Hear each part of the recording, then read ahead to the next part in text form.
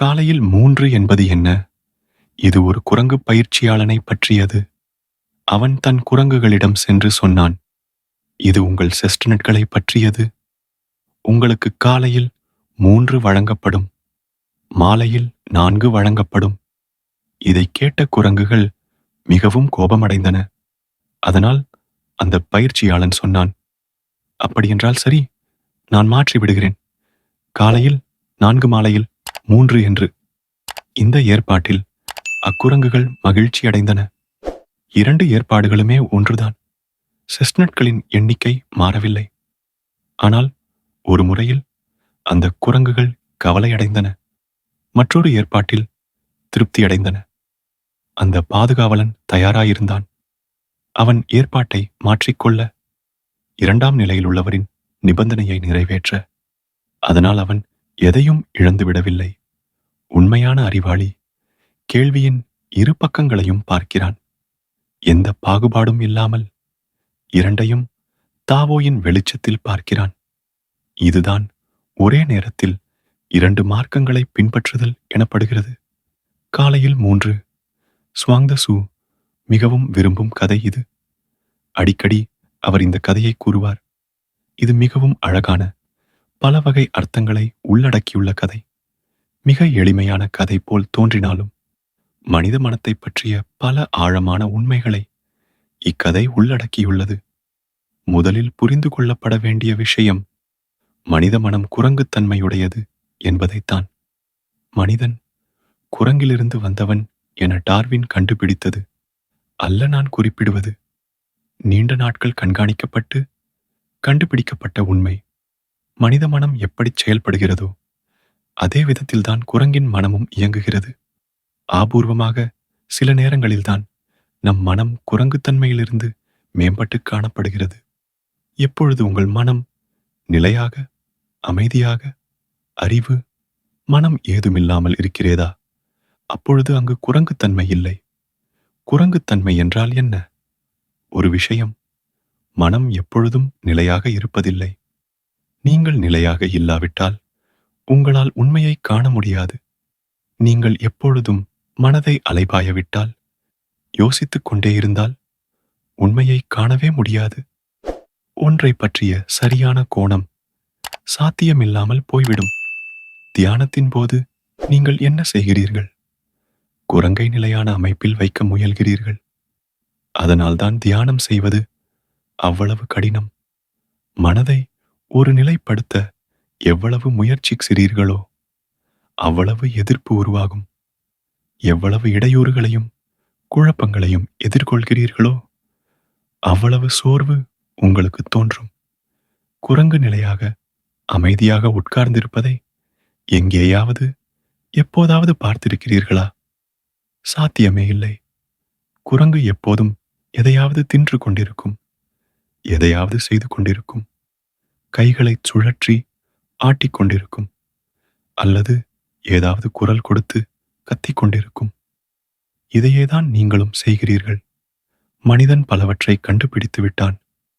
செய்வதற்கு வேலை ஏதுமில்லை என்றால் புகைப்பிடிக்கத் தொடங்கி விடுவான். சுவிங்கம் மெல்லத் தொடங்கி விடுவான். இவையெல்லாம் நேரத்தை ஆக்கிரமிக்கும் முட்டாள்தனமான செயல்கள், குரங்குத்தனமான ஆக்கிரமிப்புகள். ஏதாவது தொடர்ந்து செய்வதன் மூலம் நம் நேரத்தை நிரப்ப வேண்டும். நீங்கள் மிகவும் ஓய்வற்ற நிலையில் இருக்கிறீர்கள். அந்த நிலையை மாற்றி சுறுசுறுப்பாக இருக்க ஏதாவது செய்ய நினைக்கிறீர்கள். அதனால்தான் புகைப்பிடித்தலுக்கு எதிராக ஏதேனும் சொல்லப்பட்டால் கூட அதை நிறுத்த முடியவில்லை. தியான உலகில் மட்டுமே புகைப்பிடித்தலை நிறுத்த முடியும். இல்லாவிட்டால் முடியாது. சாவதற்கான, புற்றுநோய்க்கான, க்ஷயரோகத்திற்கான அபாயம் இருக்கிறது என்று தெரிந்தால் கூட புகைப்பிடிக்கும் பழக்கத்தை நிறுத்த முடிவதில்லை. ஏனெனில் புகைப்பிடிக்கும் பழக்கத்தை பற்றிய விஷயம் மட்டுமல்ல இது. ஓய்வில்லாத தன்மையை எப்படி போக்குவது என்ற கேள்விக்கும் உரிய விஷயம். மந்திரங்களை ஓதும் மக்களால் புகைப்பிடித்தலை நிறுத்திவிட முடியும். ஏனெனில் அவர்கள் மாற்று வழியை கண்டுபிடித்து விட்டனர். தொடர்ந்து ராம் ராம் ராம் என்று பாடிக்கொண்டே இருங்கள்.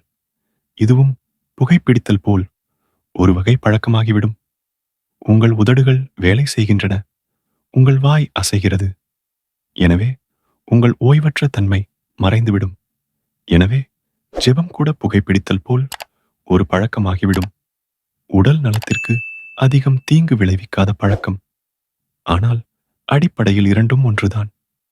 உங்கள் மனது ஓய்வாக இருக்காது. உங்கள் மனம் ஏதாவது செய்து கொண்டிருக்க வேண்டும். நீங்கள் விழித்துக் கொண்டிருக்கும் போது மட்டுமல்ல, தூங்கிக் கொண்டிருக்கும் போதும். சொல்லப்போனால் தூங்கும் போது மனம் இன்னும் அதிகம் சிந்திக்கிறது. அந்த மனிதன் ஆக்கிரமிக்கப்பட்டிருப்பான். இது ஆழ்ந்த தூக்கமாக முடியாது. இது உண்மையான ஓய்வெடுத்தல் ஆகாது.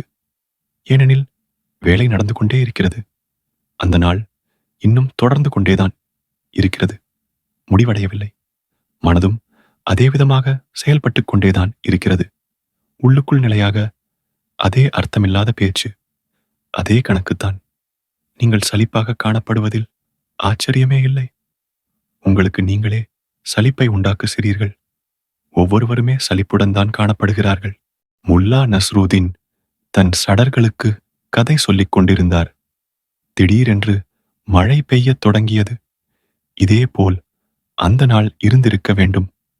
எனவே அந்த வழியாக சென்ற ஒரு வழிபோக்கன் தன்னை பாதுகாத்துக் கொள்ள முல்லாவும் அவர் சீடர்களும் பேசிக் கொண்டிருந்த இடத்தின் கூரைக்கடியில் வந்து நின்றான்.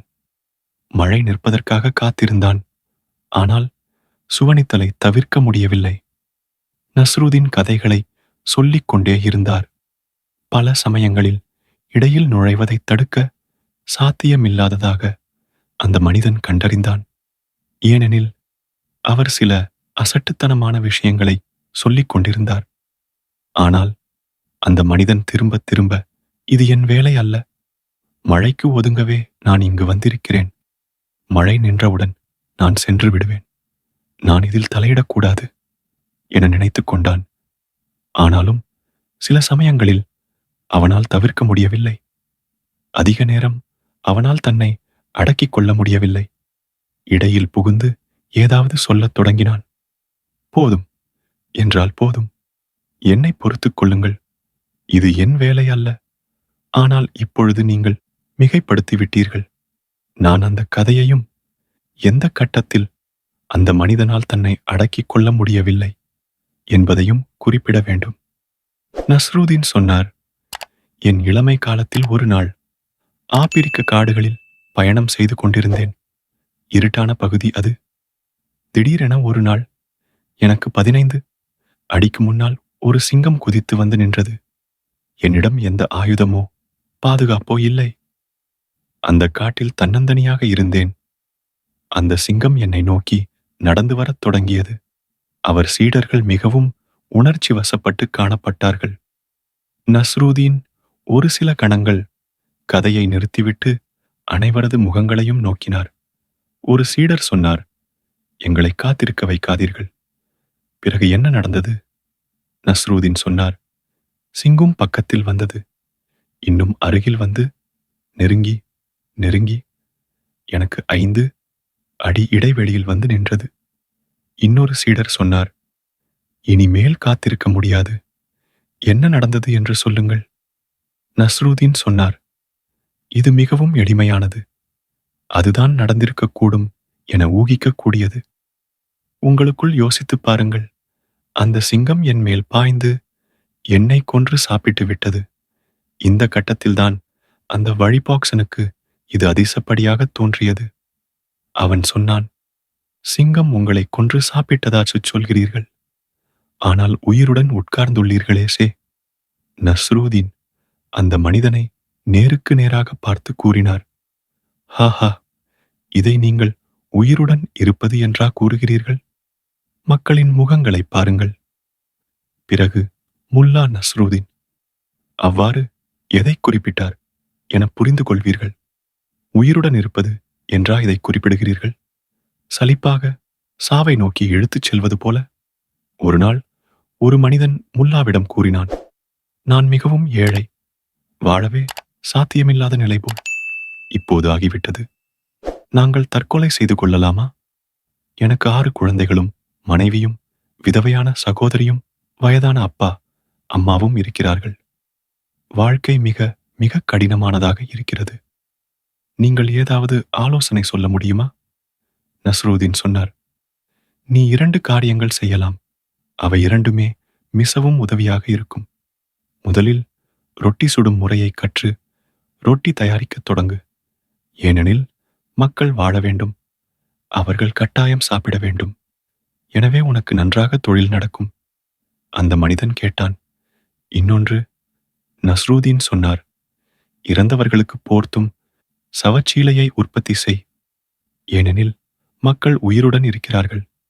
அவர்களுக்கு சாவும் வரும். எனவே இதுவும் நல்ல தொழில்தான். 2 நல்ல தொழில்கள் இவை. நல்ல ரொட்டி செய்வது, இறந்தவர்களுக்கு சவசி சீலை செய்வது. சில மாதங்களுக்குப் பிறகு அந்த மனிதன் திரும்பி வந்தான். அப்பொழுது அவன் மேலும் நம்பிக்கையற்றவனாக மிகவும் கவலையுடன் காணப்பட்டான்.